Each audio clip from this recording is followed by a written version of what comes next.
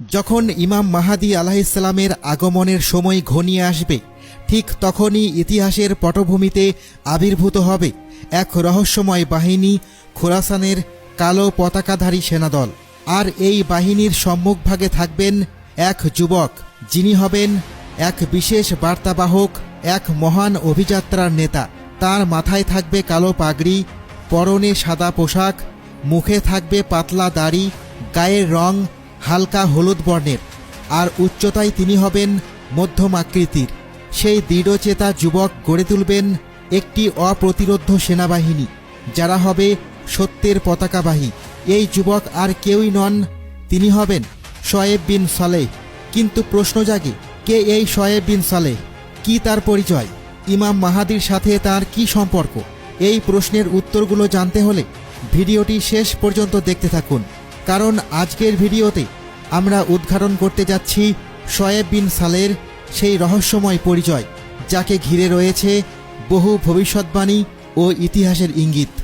প্রিয় বন্ধুরা, কিয়ামত এবং ফিতনার যুগের লক্ষণ অনুসারে এটা তো স্পষ্ট যে প্রথমে শামের শহর দামেস্ক থেকে সুফিয়ানিরা আত্মপ্রকাশ করবে, তারপর ইয়েমেন থেকে ইয়েমানিরা, এরপর খোরাসান থেকে খোরাসানিরা, এরপর খোরাসানবাসীরা হজরত ইমাম মাহাদী আলাইহিসসালামের তালাশে বের হবেন।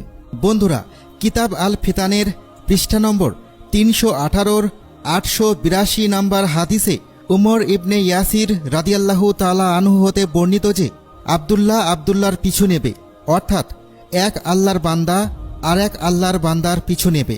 যুদ্ধের ময়দানে এই দুই বাহিনী একে অপরের মুখোমুখি হবে। তাদের মাঝে বড় একটি যুদ্ধ হবে।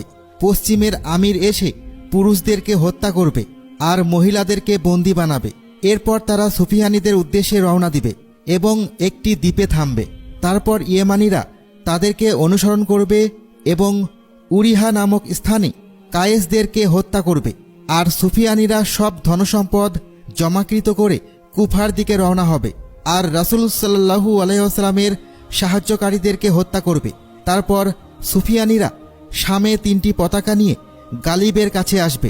তারপর তাদের মধ্যে কায়েসদের যুদ্ধের পর আরও একটি যুদ্ধ হবে। এরপর তারা পিছন থেকে বিভক্ত হয়ে যাবে। তাদের মধ্য থেকে একটি বাহিনী খোরাসানের দিকে যাবে আর সুফিয়ানীদের বাহিনীরা রাতের বন্যার মতো ধেয়ে আসবে, আর সেখান দিয়ে যারাই পদ অতিক্রম করবে তাদের সবাইকে মেরে ফেলবে। এরপর তারা কুফায় প্রবেশ করবে। তারপর সেখানে রাসূল সাল্লাল্লাহু আলাইহি ওয়াসাল্লামের অনুসারীগণ শিয়া মুসলিমদেরকে হত্যা করবে। তারা খোরাসানকে চারিদিক থেকে ঘেরাও করে ফেলবে। এর মানে হচ্ছে বন্ধুরা, সুফিয়ান বাহিনী ইরান থেকে ইরাক পর্যন্ত পৌঁছে যাবে, যেখান থেকে খোরাসানের সূচনা হয়।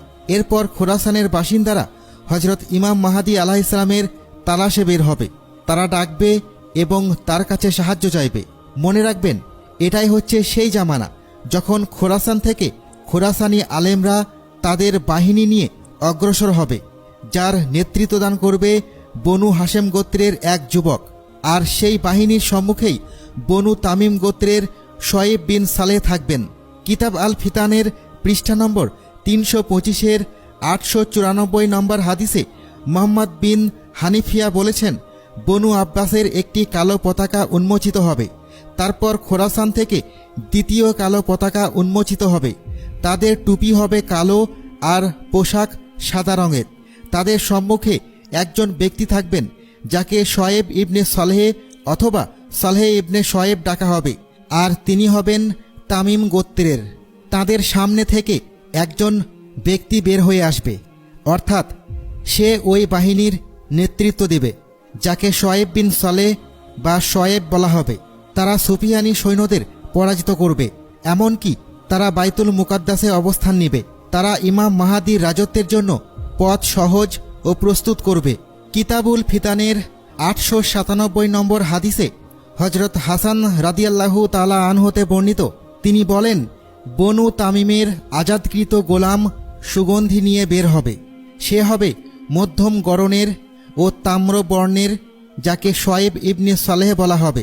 তাদের 4000 পোশাকের মধ্যে সাদা রঙের পোশাক থাকবে এবং তাদের ঝান্ডা হবে কালো রঙের। তাদের সম্মুখভাগে থাকবে ইমাম মাহাদী আলাইহিসসালাম। তার সাথে যারাই সাক্ষাৎ করবে তারাই সেই দলের অন্তর্ভুক্ত হয়ে যাবে।